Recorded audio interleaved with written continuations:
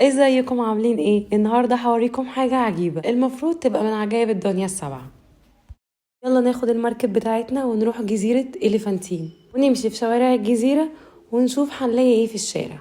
ولو انت اول مرة تتفرج عليا ومش عارف ايه هي الجزيرة دي، انا كنت عاملة فيديو عنها، ادخل اتفرج عليه لو عايز تعرف ايه هي الجزيرة دي.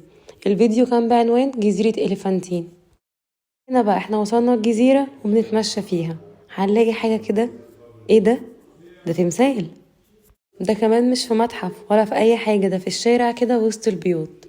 ما تيجي احكي لكم حكاية التمثال ده تمثال سونسرت الاول منحوت في صخور ارضية الجزيرة ذات نفسها. هو تمثال من الجرانيت، هتلاقوه خارج المنطقة الاثرية، ودي المنطقة اللي انا اتكلمت عليها قبل كده في فيديو، ممكن تروح تشوفوا، اسمه جزيرة أليفانتين. تعالوا بقى نتكلم شوية عن سونسرت الاول.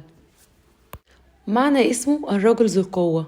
تولى حكم مصر وكان أقوى ملوك مصر في الأسرة ال 12. امتدت فترة حكمه في مصر 43 سنة. آخر 3 سنين من حكمه ازدهرت الحياة في مصر. علماء الآثار عرضوا اقتراح برفعه من مكانه، بس بعد دراسات بينت إن الجزء السفلي من التمثال حدث به تآكل، ورفعه من مكانه هيحصل ليه أضرار كبيرة، عشان كده سابوه زي ما هو حفاظا عليه. وقالوا إن دي لمحة كده لإظهار التعايش بين الحضارة ليها آلاف السنين وأحفادها في العصر الحديث. ما تنسوش تعملوا لايك وسبسكرايب واستنوني في فيديو جديد.